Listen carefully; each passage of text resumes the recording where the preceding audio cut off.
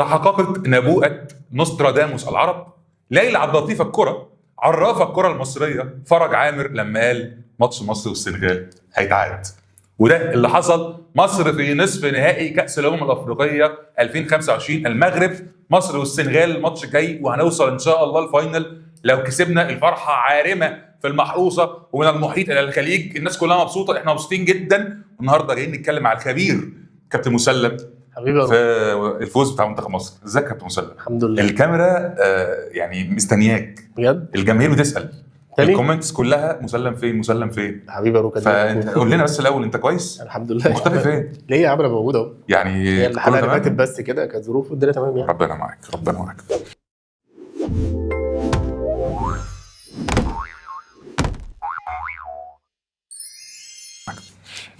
النهارده هنتكلم عن الفوز اللي فات ما بين منتخب مصر ومنتخب كوت ديفوار في ربع النهائي. هنتكلم شويه عن راينا كجمهور في اللي حصل واللي هيحصل الفتره اللي جايه، وهنفصص في الكلام ده كله. بس قبل ما نخش في الجد، انا سمعت ان في ناس منكم مش عامله سبسكرايب، فاتمنى من الناس دي انها تعمل سبسكرايب عشان خاطر لو المحتوى عجبكم ينتشر بشكل اكبر. وانا سمعت برضو ان الناس بقت تحب تتسال اسئله كده التشويق. فهننكشكم بسؤال في اخر الحلقه، سؤال من الاسئله اللي هي ايه الحاجات اللي هو لو انت بتحب الكوره ومركز في تفاصيلها هتبقى عارفها. نخش في الموضوع. نخش في الموضوع. خد مني بقى اللي جاي دي. اتفضل. كده هتفاجئني بحاجه. حسام حسن هو احسن مدير فني وصل ان هو يقود منتخب مصر في ال 15 سنه اللي فاتوا. جمله عايز اعرف هنقولها امتى؟ هل ممكن نقولها دلوقتي؟ انا شخصيا بقولها وانا مطمن. ليه؟ السؤال انت ليك، انت شايف ان حسام حسن مش احسن مدير فني مسك منتخب مصر في ال 15 سنه اللي فاتوا؟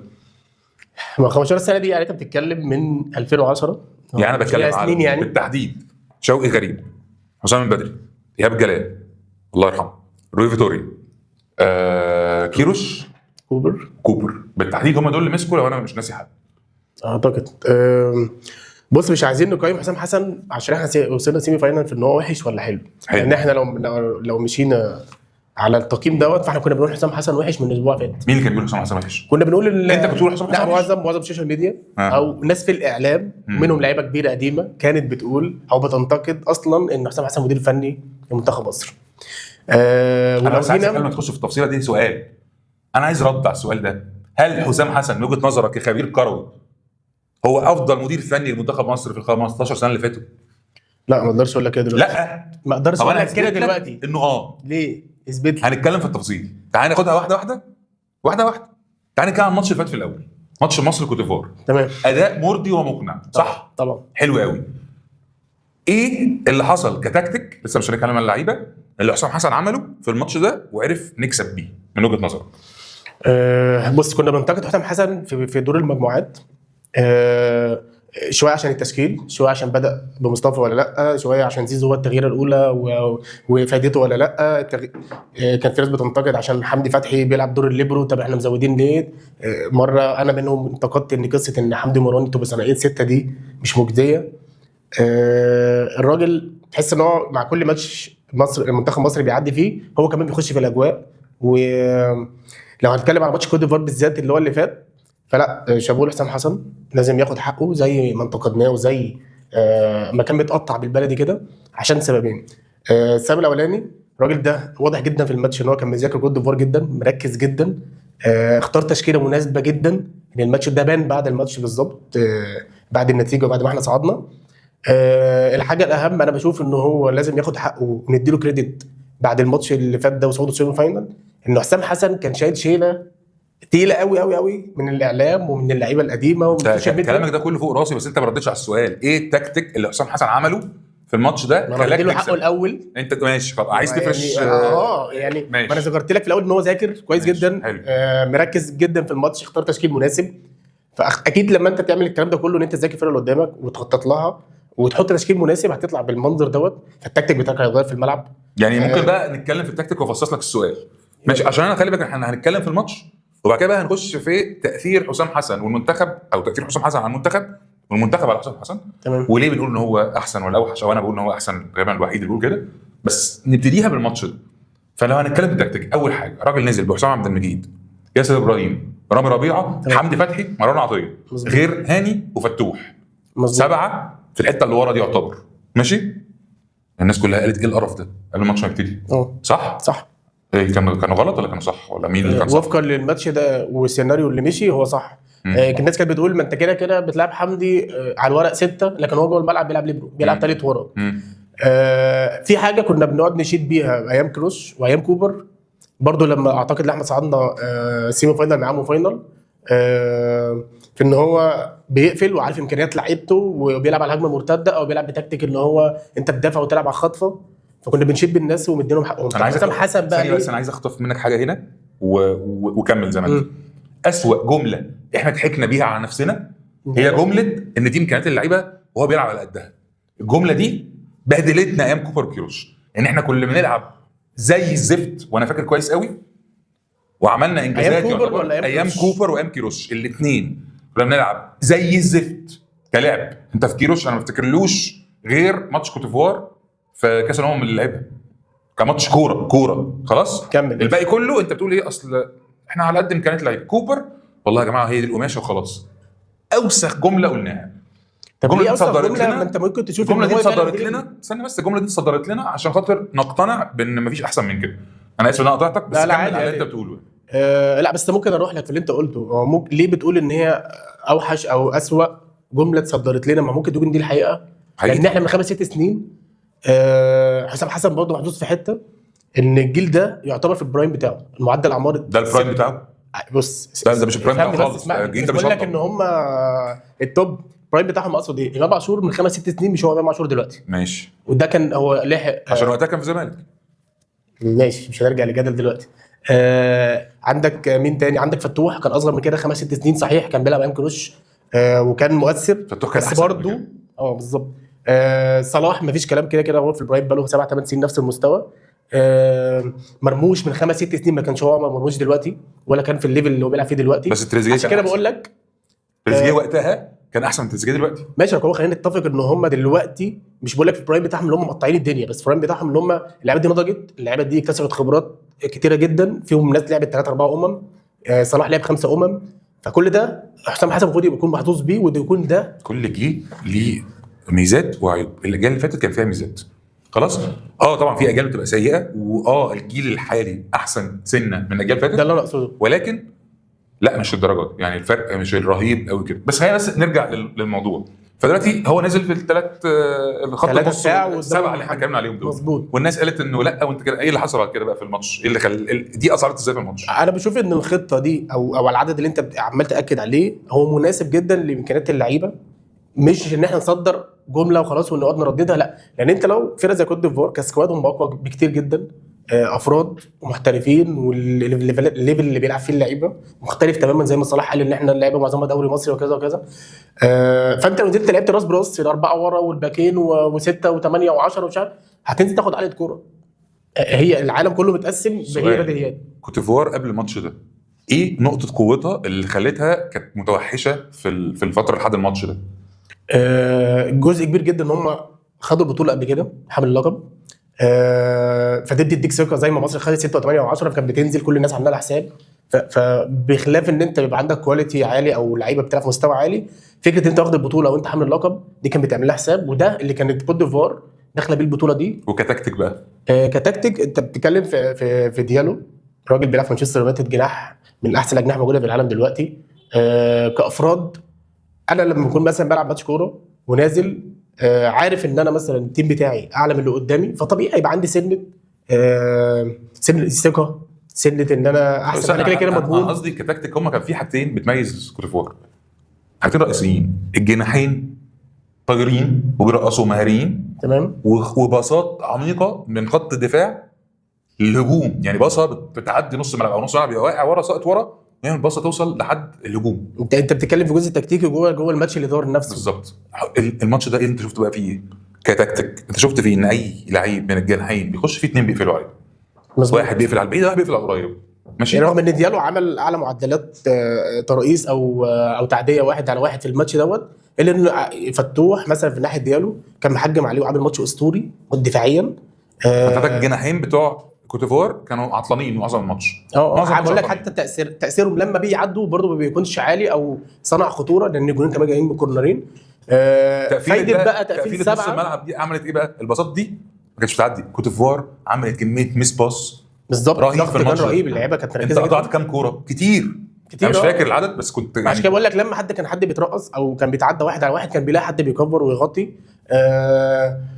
جزء من ان كوت ديفوار ما ظهرتش بالمستوى اللي انت بتقول عليه. اداء اللعيبه، انت عندك واحد زي ياسر ابراهيم عامل خلي اللعيبه في الاخر. هذا بنتكلم على التكتيك، مش بقيم اللعيبه. انا بقول لك اسباب ان كوت ديفوار ظهرت بالمنظر ده، مش زي ما تقول زي ما انت بتقول. خلينا نتكلم في التكتيك الاول. فاحنا دلوقتي بنتكلم على حته حسام حسن. هو دلوقتي قفل اللعيبه بالشكل والمنظر اللي احنا اتكلمنا فيه ده. انا قصدي احنا يعني انا فاهمك انت عايز تتكلم بتفصيل. اللعيبه بقى لوحدها دي هناخد جزء فيها، بس هو قفل على الجناحات وعلى نص الملعب، ولعب على ان امام عاشور يعرف يستلم كوره. كمان حسام حسن دلوقتي عرف ان امام عاشور يعرف يستلم كوره، يعرف يحرك صلاح ومرموش. مظبوط. استغل ان مرموش بيعرف فيزيكالي يعرف يخش راس براس مع اللعيب. هو لا شيء. الجون الثاني حصل فيه لقطه رهيبه لو خدت بالك منها، لما مرموش نزل راح سحب الدفاع معاه، راح امام عاشور اتحرك وراه. لا دي مركبه. فتوح خد الجناح، مرموش اتحرك خد الباك يمين، فضل امام عاشور فدان يجري فيه بصه حلوه جدا قوي من ربيعه. بسم الله ما شاء الله. لا ربيعه ده لصلاح، صلاح راح مديها ربيعه بتاعت امام عاشور. بتقول لعيب كبير. دي كلها خطه صح؟ طبعا ده كله تكتيك. ايوه ما ينفعش يكون عشوائي. نخرج بقى من دي بنقطه كده. حسام حسن هو مدير فني احنا كنا بنقول عليه، او مش احنا، كل الناس معينه كانت بتقول عليه ان هو فقير في التكتيك صح؟ تمام. حسام حسن اثبت في البطوله دي ان هو مش فقير في التكتيك. حسام حسن اثبت في البطوله دي ان هو بيتعلم وبيتحسن، بيأمن بس بيتعلم وبيتحسن. والناس كانت ماسكاه من ساعه ماتش نيوزيلندا، من ساعه البطوله بتاعت كاس في كرواتيا، لما كنا بنلعب كرواتيا واحنا عملنا ازاي. الراجل اي ماتش ودي انا مستني الماتش الودي ان هو يلعب براحته، يخسر يكسب خلاص. احنا كنا كل ماتش بننفخه. الناس اللي كانوا قاعدين مكاني ومكانك الحلقه اللي فاتت خلاص قعدوا نفخوا حسام حسن، مع ان هم معانا في نفس البرنامج. عشان ايه؟ عشان ماتش بنين حصل، وهو فعلا كان ماتش مش حلو. انا مش يعني ما خليش، بس احنا ما ينفعش نحاسب بالقطعه. فاجمالا حسام حسن مدير فني اثبت ان هو بيتحسن كتكتيك، ان هو مش فقير تكتيكيا، هو بيحاول وبيتحسن. والنهارده حسام حسن احسن من حسام حسن مسك الزمالك من اللي مسك مظبوط مصري. لا هو في فرق. فالراجل على مستوى الحدث. فدي اول نقطه كده نعرف نحطها، ان الراجل ده بيحاول بيتحسن في التكتيك ونجح في كده. وانت شفت بنفسك تكتيك حلو جدا في ماتشين بالتحديد، جنوب افريقيا وماتش كوت ديفوار. وماتش كوت ديفوار بالذات هو مش سهلين. انا بقول لك مذاكر مركز، حاطط خطه مناسبه، عايش الماتش في سحبه التغييرات. حتى بينزل تريزيجيه يحل مكان مرموش، مصطفى محمد اخر 5 دقايق فيستلم يابا ويحطها. لا هو كان عايز الماتش كويس. انا معاك ان حسام حسن اندمج في البطوله. انا لسه هثبت لك بقى عشان ليه انا قلت ان هو انا مستنيك تثبت لي ليه. طب احنا قلنا اول واحده ان هو ايه بيتحسن تكتيكيا وهو مش فقير. يعني تاني حاجه، على مدار 15 سنه اللي فاتوا انت دخلت كذا تصفيات، كاس افريقيا وتصفيات كاس عالم ماشي. مين الاثنين اللي نجحوا معاك سنه؟ كوبر وصلك كاس عالم 2018 وخرج من فاينل كاس افريقيا، خسر الفاينل. تمام صح. وكيروش ما وصلناش كاس عالم بسبب ماتش السنغال، ووصل فاينل افريقيا وخسر صح. السنغال برضه اعتقد. طيب احنا نقدر نقول دول الاثنين اللي نجحوا ان هم او اللي هم لعبوا على ان هم يوصلوا كاس افريقيا او ياخدوا كاس العالم ويوصلوا كاس عالم. مظبوط. حسام حسن وصل كاس العالم بريكورد لطيف جدا في الماتشات. هتقول لي اصل البطوله نظامها اتغير لا صح، دي مفيش مبررات، بس برضه نظامها اتغير بس معلش يعني التصفيات بتاعت 2022 خلاص ولا سوري 2018 احنا كنا صعدنا بالبنالتي اللي صلاح حطها في الاخر.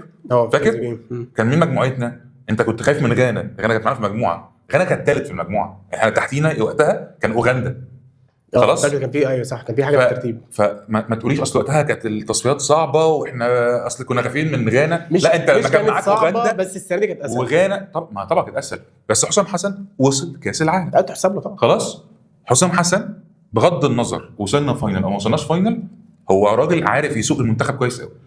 فانا اقول ان هو وصلك كاس عالم، هو بيأدي كويس في كاس افريقيا، هو بيتحسن تكتيكيا.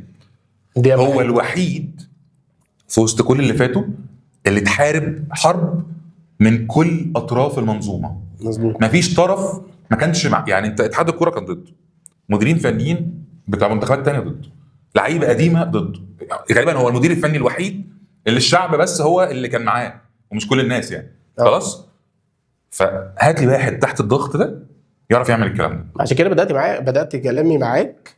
هو استحمل كتير قوي ولازم ياخد حقه وتحسب له جدا ان هو استحمل كل ده وقادر يوصل بالمرحله دي بالمنتخب بالشكل ده، وعامل عامل معسكر كمان ومعيش اللعيبه حاله بالمنظر دوت. وده باين من طريقه كلام صلاح في المؤتمر الاخير لما قال ده احسن معسكر في حياتي. لعيب هو صلاح قال كده ليه؟ هو لعيب ايه اللي خلاه يقول كده اصلا؟ انا بقول لك لعيب بقيمه وخبرات صلاح وكل اللي عاشوا في اوروبا دوت، لما يقول ان ده احسن معسكر عاشه، لا تعرف ان حسام حسن مسيطر، عامل حاله جوه المعسكر، وده منعكس على اللعيبه في البطوله ان هي توصل سيمي فاينل بالمنظر ده. ازود لك حاجه على الكلام ده بقى كمان. غير ان المعسكر نفسه حلو، حسام حسن رجع الوطنيه قيمه المنتخب، قيمه بالنسبه للعيبه في مصر، وعملها لوحده، عملها من غير اتحاد كوره، عملها هو الجهاز اللي معاه لوحده. كان عشان كسبنا كوت ديفوار؟ لا خالص. من ايام ما كان بيعاقب امام عاشور، من ايام ما كان بيقفش على مصطفى محمد، بغض النظر عن الطريقه هنتكلم فيها، ولكن حسام حسن رجع ان التيشيرت بتاع المنتخب ده ليه وزنه، مش اي لعيب هيخش. انت لو ما لعبتش عدل او ما ركزتش او ما عملتش كذا هعاقبك، وانت اتمنى تجيلي. ما بقاش فيه لعيب بيقول انا مش عايز اروح منتخب، ده لعيبه بقت تتمنى تروح المنتخب. ودي حاجه انت كنت معلش لو احنا بننسى كده شويه مفتقدينها جدا. كان في فتره من فترات فعلا الدنيا مش احسن حاجه كان تاني كل ده وهو لوحده وهو بجهازه، كل الاطراف بتحاربه، ده مش طبيعي. وهو عدى في وسط كل ده وكمل. فعشان كده انا بقول لك من وجهه نظري، بغض النظر وصلنا الفاينل ولا لا، بغض النظر خدنا بطوله ولا لا، انا عايز الراجل ده يكمل كاس العالم، انا عايز الراجل ده ياخد سبورت اكتر من كده، انا عايز الراجل ده يتحسن اكتر من كده. وهو بالنسبه لي هو افضل مدير فني مسك منتخب مصر في اخر لما يكسب ان شاء الله. بالنسبه لي انا سؤال بقى قبل ما نخش على اللعيبه، لو خسرنا من السنغال وخرجنا من البطوله ايه اللي هيحصل في حسام حسن؟ لا يبقى بالعبث اللي انت جيت جنبه. يعني ايه؟ يعني ما ينفعش تقرب له، لان هو الراجل ده بعد المجموعات كسب جنوب افريقيا، كسب كوت ديفوار، ودي منتخبات مش قليله في القاره. فعايز اقول لك ايه خد وقتك، احنا ما وراناش حاجه بالبلدي كده. لو ما كانش قدم اماره كان يبقى ليك الحق ان انت توديه، اتكل على الله وتشوف مدير فني. طب ما هو قدم اماره في ماتش جنوب افريقيا وقدم في كوت ديفوار، عشان كده بقول لك من العبث. جه بعد كده ماتش بنين لعب وحش، خلاص كان جنبك اخواتنا هنا مصطفى الصحار وحسام حسني وكابتن ميمو، خلاص بهدلوه حصل. فمعنى كده ودول اخواتنا يعني وفاهمين ودماغهم كويسه، فمعنى كده لو احنا لعبنا الماتش الجاي وحش هيحصل هيجي كده تاني. ما ده لا بس مش حد فوق النقد. فكره ان انت تنتقد حسام حسن شيء، ما كانش وان انت تشيد بيه شيء، وان انت قالوا ان هو انت تضغطه، واللي كان بيحصل من اسماء ولاعيبه قديمه ومحللين وسوشيال ميديا ده حاجه تانية خالص. هو فكره ان انت تصدر له الضغط من قبل ما حتى تشوفه او يختبر او قبل ما يدخل البطوله، ده شيء مرفوض. لكن انا مش معاك ان هو لازم يبقى عادي، يبقى ماتش كويس اديله حقه، ماتش وحش ينتقد، ودي سنه ثانيه ده انا موافق جدا. دي الكوره. بس انا عايز اقول حاجه، انت طالما انت في وظيفه مهنه عامه يعني خلاص، فانت لازم تتقبل النقد او لازم الناس شخصيه عامه معرض لاي حاجه. بس في نفس الوقت انا اصلا المفروض انتقدك وانا فاهم انا بقول ايه، ده رقم واحد. رقم اتنين، لو انا مش فاهم في حاجه ما افتيش. يعني انا عندي، انا كجمهور عندي راي بقوله في شكل اللعبه في الماتش مش عارف ايه، لكن انت مش عايش جوه المعسكر مثلا، انت ما بتعرفش الراجل عمل ايه وما عملش ايه. ففي حاجات كده المفروض ان انا ما افتيش فيها، ولو هفتي فيها اقول الله اعلم او ما غلطش في شخص. لا شخصنا لا، بس لما اوصل مع اتنين ان انا العب اشواط اضافيه فطبيعي لازم ينتقد. ما ينتقد بس ينتقد بس ما تهدش ككوره. ما تهدش طبعا، لان اقول لك على حاجه، المغرب دلوقتي الناس بتقول فريق وبابا وافريقيا وتاخد قبل الماتش اللي فات. لا قبل ايه بادئين البطوله وحش جدا. انا بقول لك قبل الماتش اللي فات كانوا بيقولوا عليهم ايه؟ كانوا جايبينهم من الارض بالظبط. صح عادي، كيرف طلع، وده دي سنه الكوره، وبالذات في كاس الامم الافريقيه الماتشات تصاعديه. فانا بس عشان نقفل حته حسام حسن، هو مفيش حد فوق النقد لما يغلط ينتقده عادي كوره والموضوع يتقفل. وزي ما هو دلوقتي ناجح او وصل بينا سيمي فاينل، فاحنا بنديله حق انا وانت دلوقتي ونقفل القصه، نركز في اللي بعده ماتش السنغال. لكن هو اللي المفروض تماما، والمفروض ده يبقى يكون واضح للناس كلها، ان انت تصدر فكره الضغط على حاجه هي لسه ما حصلتش، وان هو ينفع وما ينفعش، وازاي ده يبقى مدير الفني، وازاي ما خدش ايمان، وازاي ما خدش حمدي. هو ده اللي مرفوض. بص بقى من ساعه ما مسك، هو لو عدى البطوله الوديه دي هيكمل ولا مش هيكمل؟ بالظبط. هو لو وصل كاس العالم هيكمل ولا مش هيكمل؟ هو لو صعد من المجموعات هيكمل ولا مش هيكمل؟ هو لو اخذ كاس الامم الافريقيه هيكمل ولا مش هيكمل؟ احنا في كل ماتش مصر فيها 100 بنعمل مليون كده. محل. بجد والله، ما ده مش طبيعي، ما ده ضغط مش طبيعي. أيوة. انا بالنسبه لي حسام حسن نقد فيه عيبين. خلاص، عيب انا شايف له مبرر، وعيب انا مش شايف له مبرر، ونظريه من وجهه نظري الشخصيه المتواضعه كراجل بعشق حسام حسن اتمنى ان هو يحاول يصلح الحاجتين دول. العيب الاول هو ان هو مؤخرا مع منتخب مصر بقى خواف زياده، بمعنى بقى بياخد الحذر زياده عن اللزوم في التشكيله وفي اللعب عشان خاطر هو مش عايز يخسر. وده العيب اللي انا شايف له مبرر، هو عيب مبرر ليه؟ لان هو عليه نقد ابن لذينه، ضغط قصدي ابن لذينه، لو خسر هيهنوه مثلا، لو خسر هينتهي أيوة، في حصل، الكره المصريه خالص، هو خلاص. انا فاهمك. فهو عشان كده راح لعب بوركينا فاسو في تصفيات كاس العالم وهو مزود في نص الملعب، مش هخسر. عشان كده لعب بنين ولعب زيمبابوي بخطه احنا استغربنا، انت نازل قدام بنين وزيمبابوي بالشكل ده، ده غلط. انا شايف كده، انا شايف ان لا، انت انزل هنهم، هم منتخبات اقل منك. انت شايفه غلط بس بتبرر له. انا شايف ان هو غلط لان هو يقدر يعمل احسن من كده، بس هو المبرر بسبب كده ان هو من الضغط اللي كتر هو- الخوف والضغط، الضغط اللي هو فيه. وانا مش عايز اخسر، بس النتيجه مش حلوه. العيب الثاني هو لازم يعرف يتكلم احسن من كده بجد، لان لا هو هو في الكلام الموضوع صح. هو لما بيتكلم يعني انا حسام حسن انت ماسك منتخب مصر، ده شرف كبير جدا، اللي انت عايز تثبته انت اثبته في اللعب. مش محتاج تطلع تبرر في الاعلام خلاص بقى. حاجات معينه، انت ممكن تطلع تتكلم في الماتش السكور هنعمل ايه في اللي جاي وتقفل القصه. انا خدت بجابك لان انا بعد الماتش على طول شفته بيتكلم، وكنت قاعد مع مجموعه من صحابي، قلت له انا اول مره اشوف حسام حسن بيتكلم وهو بقى لي كتير مش ماسك المنتخب ده بجد. كنت قاعد اشوف هيقول ايه.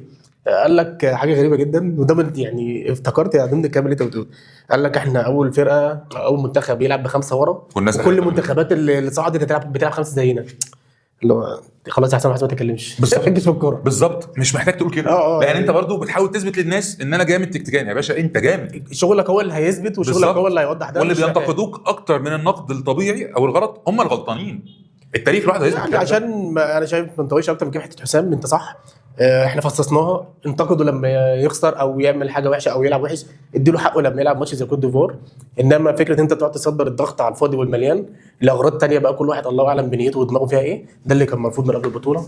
قبل ما اللي نخش جاي بقى في ماتش السنغال، شو. عايزك تديني كده في 10 ساعات رؤيه سريعه عن اللعيبه لعبه الماتش اللي فات. 10 ساعات ماشي. بص انا كنت في دماغي كده وانا قاعد بتفرج على الماتش، وبعد ما خلص كونت كام حاجه كده في دماغي وشفتهم من اللعب على كام لعيب. هبدا بالشناوي اللي قدم مباراه عظيمه في جنوب افريقيا، وعكسها تماما في ماتش كوت ديفوار عمل ماتش كارثي. ماشي، خلصنا الشناوي، كمل. عندي ممكن اتكلم سريعا كده على الفتوح اللي انا شايفه عمل جيم دفاعي ممتاز. الراجل في لقطتين انا بشوفهم ادوا له كريدت اكتر من ان هو قفل على واحد من احسن الاجنحه في العالم دلوقتي اللي هو ديالو. صحيح اترقص في كام كوره، بس الراجل كان جيب دفاعيا، حتى الترقيصات اللي هو اتاخد فيها مش مؤثره ولحد خلي بالك هو برضه جاي من بعيد، فتوح كان بره البطوله يعتبر يعني مش في لقطتين ركباوي عايز اتكلم فيهم في فتوح. لقطه الجول التالت بتاع صلاح، باشمهندس رقابه، مش مهندس ركباوي، كابتن ركباوي بقى عشان كوره وكده. لقطه الجول التالت بتاع صلاح لو خدت بالك هتلاقي مرموش نزل خد الباك رايت، فتوح برضو رحل خد معاه الجناح، ده ادى مساحه للامام يجري في حته مساحات، وخد الثرو بتاع ربيع وقدر يعمل الجول لصلاح. الاهم واللي انا بشوفه ساعد في تطوير الهجمه في كل كوره بنطلع بيها هو وقف فتوح على الكوره. فتوح في عز الضغط الجناح عليه والباك رايت ده بيستلم الكوره باريحيه جدا، بيستنى مروان او حمدي يسقطوا يستلموا منه او امام عاشور في المساحه ويحط الباص سليم، ده خفف عليك الضغط وساعد ان الهجمه تطلع بشكل احسن او تطلع بتطوير هجمه احسن. وده ساعد في ان الكوره زي اللي بقول لك عليها دي في جول من الاجوال. فشابول فتوح عامل جيم دفاعي ممتاز في بطوله فتوح مسلم بشكرك. مين تاني؟ عمر مرموش. وده عمر مرموش منطق اللاشيء منطق اللاشيء، لعيب عنده برجل واسع، دريبلينج والكره رهيب بسم الله ما شاء الله، في حته الواحد على واحد في المهاره، جريء. تبقى قاعد بتتفرج تحس ان في ستايل لعيب اوروبي فعلا معاك. بيبقى فيه شويه زيادات في الكوره تطويله مش عارف ايه، بس احسن. انا حاسس ان هو احسن نسخه ليه لحد دلوقتي شفتها كمنتخب مع حسام حسن. صح. صلاح طبعا مش هنقدر نتكلم عليه، الراجل بسم الله ما شاء الله. حتى ممكن انا كنت قاعد بتفرج في ناس بتزوم لما بيستلم الكوره مش عارف ايه، لا هو صح في ان هو يقف على الكوره. صحيح كانت بتنتهي مثلا بفاول او ان هو يسند على حد جنبه، بس ده كان ساعد في ان اللعيبه تطلع تاخد نفسها، تاخد النفس بس فصلاح طبعا خارج التقييم. اقدر لا انا شايف ان هو بيعمل كل حاجه في الكوره بذكاء، لعيب بسم الله ما شاء الله. يستاهل يتقال عليه من احسن لعيبه في العالم. انت كابتنه في الفانتسي؟ لا اخر كام ماتش لا. ولا عمرك كابتنته لا صلاح مدار 5-6 سنين فانتزي الاخيره يعني. لا هرجع بس. ختم مجهوده بالفينش في الجول الثالث اللي خدها من امام عاشور حلو جدا. وهسيب لك انت بقى تقييم امام عاشور عشان انت عايز تتكلم في اي لعبه ثانيه؟ امام عاشور بس عايز اسمع رايك. لا انا بس عايز احيي لعيب محمد هاني، احسن نسخه من محمد هاني. حسام المجيد واحد غلط غلطه في اول ماتش، حسام حسن عرف يرجعه خلاص مع انه تاني ماتش ما لعبش. عايز اقول لك قطع جوز في حته حسام عبد المجيد. هو دايما واحنا بنقولها من زمان واي حد بيتابع كوره عارف ان حسام عبد المجيد في 3 ورا او 5 ورا يعني لو هتضم الباكات هتاخد منه احسن نسخه. هو احسن من الاثنين يعني. هو من ساعه خروجه او طلوعه من ناشئين نادي الزمالك وخدنا الدوري سنتين ورا بعض مع ايام فيريرا كان بيستاهل ان هو بيلعب 5 ورا. اوكي حطه في 4 هتلاقي كوارث لان هو فكره ان يبقى حد جنبه ماسك مهاجم وهو ماسك مهاجم بيتاكل بسهوله جدا. لكن فكره ان انت تحط له ثالث ورا مثلا زي حمدي او ربيعه في ماتش زي دوت او ياسر في ماتش زي دوت هو عارف يبقى مطمن ان هو حتى لو ترقص واحد ولا بتاع حد هيلم وراه. طيب فيعني حسام مجيد اختصارا تاخد منه في 5 ورا. لو عايز انت تتكلم على لعيبه ثانيه قول لي، لان انا مش كل ما اجي اتكلم على لعيبه تروح واخد مني وتروح قايل. اتفضل. عايز تتكلم على اي لعيبه؟ عايز تتكلم على لعيبه بسالك اهو. مفيش. طيب حسام مجيد عمل ماتش هايل وهو كان جاي من بعيد. رامي ربيعه وياسر ابراهيم توب توب توب توب توب. ياسر ما شاء الله توب. كل واحد فيهم جايب جول في البطوله لحد دلوقتي خلاص. ياسر ابراهيم كان وصل غالبا لمرحله ان هو خلاص دلوقتي هيكاتشن على المهاجمين يقول لهم تحطوا الكره ازاي خلاص.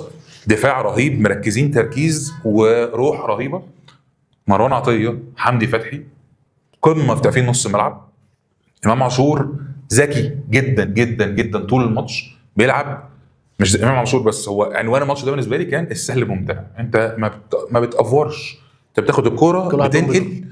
انا مش فاكر امتى اخر ماتش انا شفت فيه لعيبه منتخب مصر ظاهرين لبعض بالشكل ده. كل مره في لعيب بيستلم كوره بيلاقي في لعيب يبصيله عادي جدا. صح خلاص.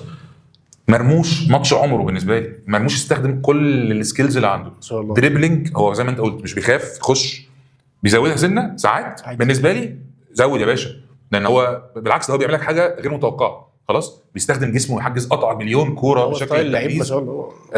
التوطيه بتاعته هو بيركن الكوره في اول جون. ده القطعه الاول كده القطعه يعني امام عاشور بصاها عشان تبقى على البعيده، هو لقاها مش توصل راح حاجه قريبه. ادى المدافع كتف معقول عم فيهوش حاجه، اخذ الكوره وطى جسمه عشان يعرف يركن الكوره. لعيب دولي هو ما شاء الله. فاللعيبه كلهم روح هايله. صلاح عايز بس اقول حاجه صغيره. الناس الفتره اللي فاتت في ناس ضد وناس مع صلاح، وناس بترد على ناس تقول لهم انتوا مين عشان تقيموا صلاح، وناس بتقول لهم لا انا قايم اي حد. بس عايز اقول رايي بسيط في الموضوع ده. صلاح لعيب ممتاز، مفيش حد ملوش ان هو ينتقد ماشي، ولكن انا انتقد على حد معلوماتي اكتر من كده اقول معرفش. دي اول حاجه. تاني حاجه انتقد زي ما انا عايز من غير ما اشتم من غير ما اغلط خلاص. انا عندي ياما انتقدت صلاح انا شخصيا خلاص، وياما طلعت بيه السما، وانا شايف ان هو حاليا صلاح في مستوى اسوأ من قبل كده. دي حاجه ما ينفعش من كده خلاص. ولكن صلاح ما يطلعش من الملعب، ما يطلعش من الملعب، لان هو انت مش لقطه كفايه، وهو عمل لك لقطه في كل ماتش لحد النهارده. ايوه خلاص. فهو لقطته دي كافيه. والناحيه الثانيه عارف ده بره الموضوع شويه، بس ليفربول الفتره دي سيبك من النتائج بتاعته، الجماهير قاعدين بيقولوا احنا فعلا حسينا بالفرق. سلوت شايلوا الليله فاهم. فسبحان الله يعني ده اصلا رد اعتبار لصلاح. عايز اقول لك كاس الامم جاله فعلا هديه اللي انت قلته ده. غير بقى الاداء الفردي بتاع كل لعيب وعمل ايه. الروح، انا شفت روح وحشاني يا جماعه، روح رهيبه. اللعيبه بتنط فوق الكوره ومش فارقه معاها حاجه بالضغط بجد وبالعقل، ومحدش بقى راح يغلط في تاكلينج ويعمل بينالتي مش عارف ايه كله. بتحس انك يا صاحبي ايه هدي اعصابك، انا هتروح المنتخب. حاسس ان احنا نلعب السنغال دلوقتي. انا لاعب السنغال ان شاء الله. هنعمل ايه معلش رغم كل اللي احنا قلناه ده. السنغال منتخب رخم قوي. عارف بقى متخوف من ماتش السنغال بسبب ايه؟ الماتشين اللي فاتوا لا من السنغال. ايه بقى الماتشين اللي فاتوا السنغال الاطول تقل لعيب عندك 190 وفيما فوق يعني. هو خد بالك كوت ديفوار كواليتي عالي جدا ولاعيبه بتلعب في ليفل بسم الله ما شاء الله، وفي فرق بالمستويات احنا عوضناه بحاجات تانية كتير. بس لعيبه تحس انها مزقرده زينا عادي يعني، لعيبه قصيره مش مزقرده يعني. اسمعني بس يعني في ديالو فتوح اطول منه فكل معاه. قصدك السنغال 11 وحوش مش طبيعيين. ما انت ما ينفعش تلعب الافارقه عامه جسم الجسم.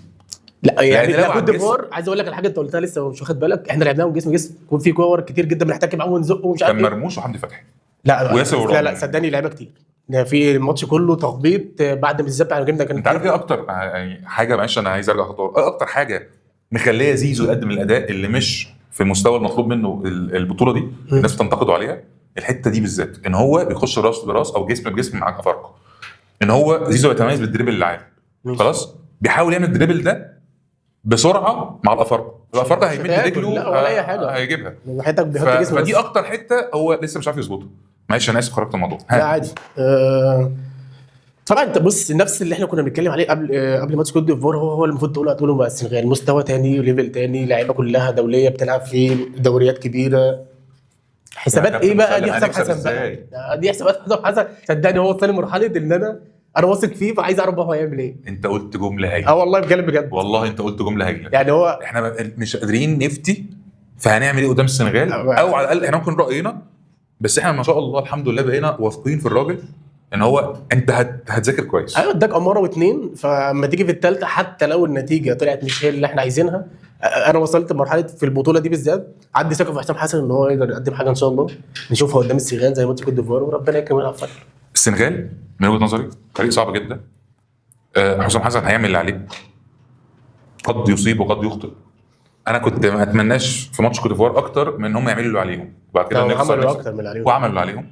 في ماتش السنغال انا اتمنى ان احنا نعمل كده، بس السنغال فيها، او احنا عندنا الماتش اللي فات عملنا حاجه مش عارف تمشي مع السنغال ولا لا، يعني احنا كنا بنلعب بالديفنس كله معظمه مان تو مان، خلاص مش ودي اكيد السنغال قرتها، فكره الخطه والتمركز او فكره المان تو مان، خلاص.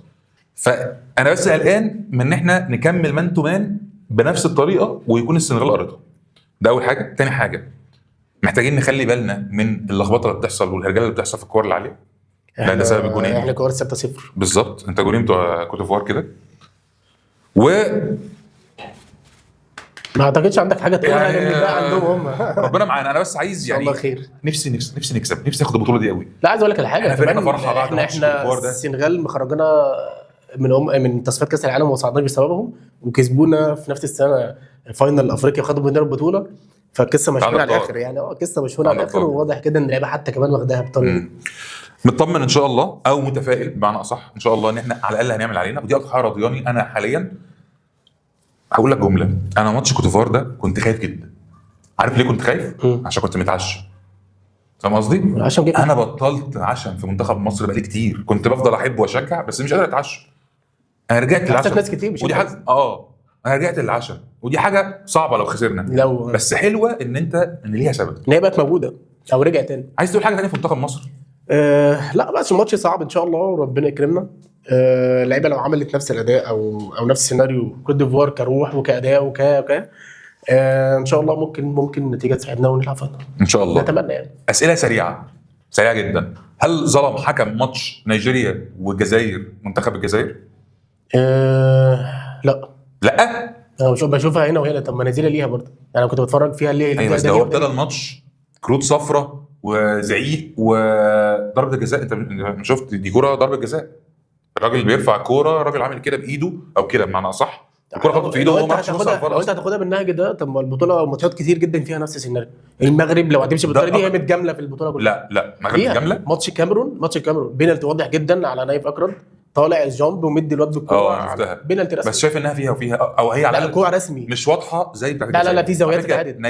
نيجيريا كسبت الجزائر عشان نيجيريا كانت احسن من الجزائر، بس انا ما شفتش انت جاي في اكتر ماتش وعايز تقيم تحكيم. لا نيجيريا غول فرقه نيجيريا احسن من الجزائر بكتير يعني. ولكن مع احترامي الجزائر اتظلمت تحكيميا. ماشي خلاص، وده ممكن يكون اثر سنه في الماتش، ولكن كده كان نيجيريا كانت احسن بالظبط. كده هتكسب فرقه منظمه وغول. المغرب خرجت مين؟ كاميرون. ازاي بقى المغرب خرجت كاميرون؟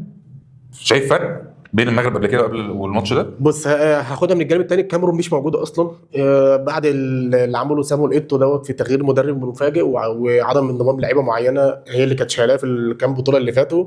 التغييرات دي كلها ما توحيش ان انت كفرقه هتخش تعمل حاجه، وده بان في المستوى. انا اصلا اتفرجت على ماتش المغرب استغربت جدا ان الكاميرون صعدت، فرقه مش موجوده في الملعب يعني مش صح. لا انا اتفرجت على الماتش ولا عارف. انا بقول لك معاك، انا بقول لك اتفرجت فعلا. لا دول صعبين جدا يعني. عايز اقول لك اداء بوركينا مثلا وزيمبابوي على ما تخنيش الذاكره كان احسن من الكاميرون. فالمغرب بس المغرب برضو عملت فرق في الماتش ده. ما انا بقول لك المغرب فصلت الحته بتاعه الهجوم بتاع الكاميرون، خدت كل واحد لوحده. فبقوا مش عارفين يقربوا من عاملين بعض. ماتش وان سايد جيم تقريبا، اصلا الشوط الثاني انا شفته المغرب ماسكه الماتش بالطول والعرض. فبرضه عشان ما نختصرش قصه ان هي بتتجامل تحكيميا، لا المغرب فرقه تقيله. طيب اعتقد احنا خلصنا كلام عن كاس الامم.